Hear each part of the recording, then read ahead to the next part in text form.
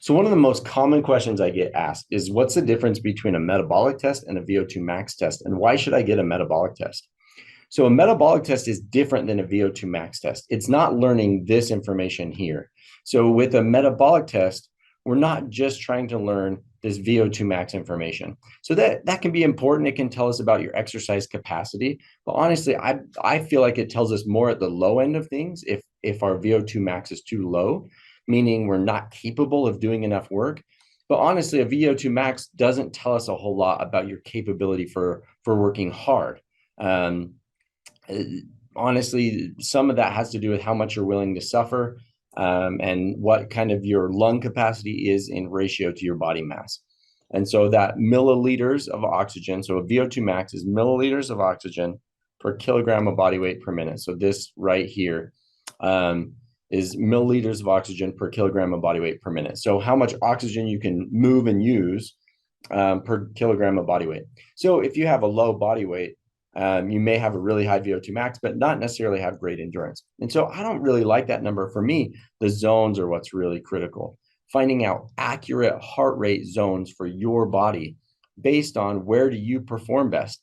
So we use these zones to help you be able to know exactly how to train for your body so that you can make sure that you're doing the right amount of things to make sure that you're getting the most bang for your buck, so that you're really, when you exercise, that it's doing what you hope it's doing. So to me, lifting or running or exercising without knowing your heart rate is kind of like lifting weights without knowing how much weight is on the bar. It's kind of, what's the point? You can still get a good workout in possibly, but you really can't measure how good of a workout, and you really can't have a plan and head in a specific direction. It's kind of aimless if you're training without knowing what your heart rate is. And this way we can make sure that every workout is dialed in for what your goals are. So that's what we look at, is how slow should your slow be? How fast should your fast be? Where are those overtraining woes coming in, and why? And where are those undertraining problems really hitting us? And so it's the most accurate way to make sure that you're getting what you want out of each and every workout. So if we look at your metabolic test results, we can set these zones here, which is key. We can see how you compare in terms of fitness. It gives us all this information here, all these graphs and charts and stuff like that. But it all boils down to kind of this graph right here, which is my favorite one to take a look at. And so when we look at fat burn, which is the purple, versus carbohydrate burn, which is the yellow, we can see that there's this sweet spot right in here where we burn the highest number of fat calories per hour, and where the carbohydrate calories, the yellow, is still pretty low. As we work out harder, so heart rate is down here at this bottom row, and so we can see the harder we work out, the more total calories we burn, but they're all carbohydrates. And so what the zones does is helps us work out either here or here. So in our fat burn zone, where we're training our body, what we're really attempting to do when we exercise in the first place is burn that fat storage off, right? In a lot of ways. And for an endurance athlete, the goal is to build your fat burning endurance so you can go higher into your heart rate range, so you can go longer before you start to run out of fuel. And so this really is your sweet spot right in here for burning fat. And then this zone kind of right through here is really not very effective.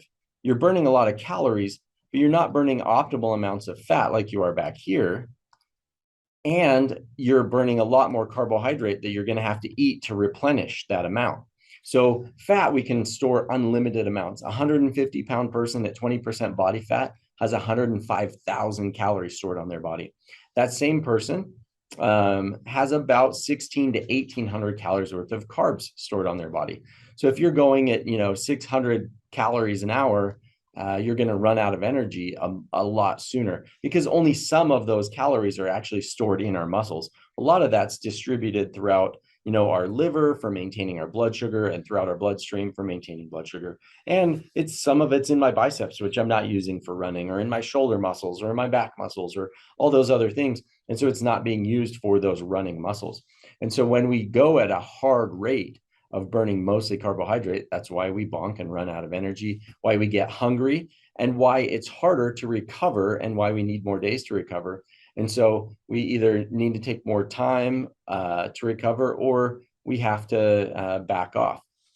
And so that's where a lot of our injuries come from, is people training here in these zones, in kind of zone 3, where they're not as effective at burning fat and building endurance, but they're also not going fast enough to really build speed. So up in here is where we build high-end performance. In here is where we build endurance. And in the middle right here is kind of junk miles. They don't really help us progress and move forward. It's not bad for your health. It's good for heart and lungs and things like that, but we don't really progress. After a point, we kind of get to that level where we can sustain that. And then that's about all it does for us, is it just burns calories that we're going to have to eat back. And so what we do with the metabolic testing, why that's so critical, is it makes sure that every single workout that you're doing really is dialed in for your body. If you're going to put in the time, it might as well give you as much bang for your buck as possible. So when we look at interpreting these results from your metabolic test, that's what we want to do, is find that sweet spot of, this is where I want to spend most of my time training, where I'm going to burn that optimal amount of fat, where I'm really crushing it in terms of fat burn, but my carbohydrate burn is low enough that it's going to be easy to recover from that. And so my tendons, ligaments, joints have enough carbohydrate, protein, whatever, to build back up and be ready for my next run the next day.